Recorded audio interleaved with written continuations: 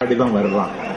அண்ணா நீங்க வர்ற தகவல் இந்த யாரும் சொல்லலன்னா அவனும் காலில் விழப்பனான். நான் நண்பன் வீட்டுக்கு வர்றது எதுக்கு தகவல் அவன் தோல்ல கையை போட்டுட்டு அந்த வீட்டு நடுக்கூடத்தில் போய் மக்கள் திலகம் உட்காருகிறார். வெந்நீரும் பன்னீரும் கலந்து குளிக்க சொல்லுகிறார்கள். எம்ஜிஆர் காலையில சாப்பிடுவது இடியாப்பமும் சொதியும். சொதினா எல்லா காய்கறிகளையும் தேங்காய் பால்ல வேக வைத்து மிளகு உப்பு மஞ்சள் போட்டு வைக்கிற நல்ல சத்தான உணவு. இளநீர், இதுதான் அவர் காலை உணவு.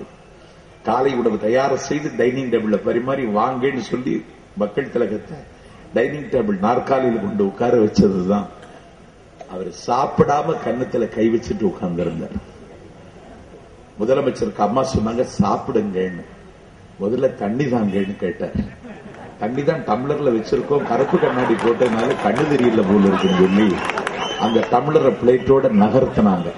மக்கள் திலகம் எம்ஜிஆர் சொன்னார், இந்த தண்ணீருக்காகவா வந்தேன், கண்ணீர் சிந்தம் காவிரி உழவர்களுக்காக தண்ணீர் கேட்கவல்லவா வந்தேன்னு சொன்னால 205 டிஎம்சி தண்ணீர் தமிழகத்திற்கு திறந்து விடப்படும் என்று குண்ட்ரா உத்தரப்பட்ட பிறகுதான் சாப்பாட்டுல கை வைத்த அந்த சரித்திர தலைவர்.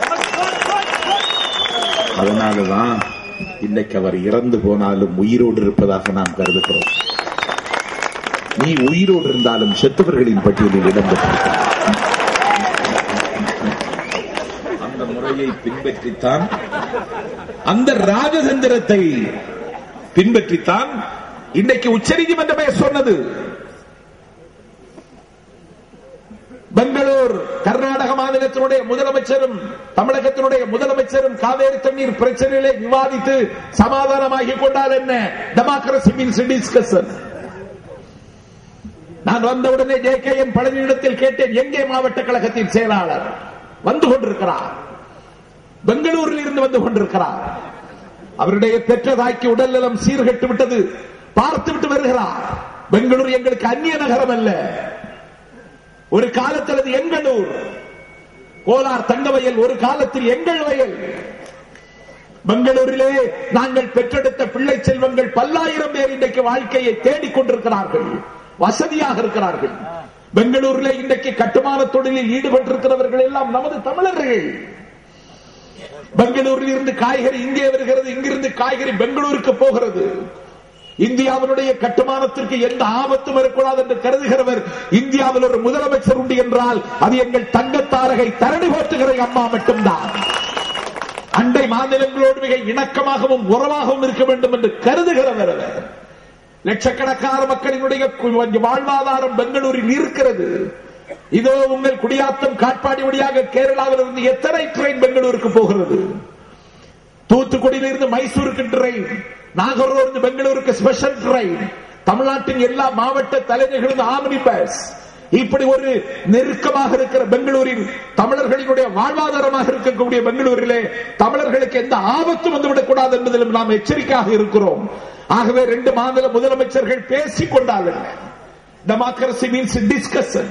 சிந்துநதியின் மிசை நிலவிலே சேரன நாட்டிடம் பெண்களுடனே சுந்தரத்தில் இங்கினில் பாட்டி செய்து தோணிகள் ஓட்டி விளையாடி வருவோம். சிங்கமராட்டியர்தம் கவிதை கொண்டு சேலத்து தந்தங்கள் பரிசளிப்போம். கங்கை நதிப்புறத்து கோதுமை பண்டம் அது காவிரி வெற்றிலைக்கு மாறு கொள்ளுவோம். வங்கத்தில் ஓடி வரும் நீரின் மிகையால் மையத்து நாடுகளில் பயிர் செய்குவோம் என்றெல்லாம் பாடி பாடி தேசியத்தை வளர்த்தானே பாரதி.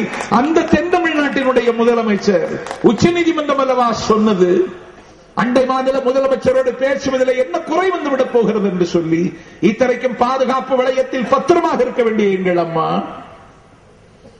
ஒரு பெண்ணாக பிறந்த பேரரசி, தனிமையிலே எங்கும் சொல்ல முடியாத அளவிற்கு இந்த தரணியிலே புகழ் பெற்றிருக்கிற எங்கள் புரட்சி தலைவி, மானவமானம் பார்க்காமல் குடி செய்வார்க்கு இல்லை பருவம் என்று கருதி தமிழ்நாட்டு மக்களுக்காக காவிரி எங்களுக்கு புகுந்த வீடு. பெண் வீட்டுக்காரன் சமரத்துக்கு போனோம். நாங்கள் பெண் வீட்டுக்காரர்கள், கர்நாடகத்துக்கார மாப்பிள்ளை வீட்டுக்காரர், பெண் வீட்டுக்காரர்.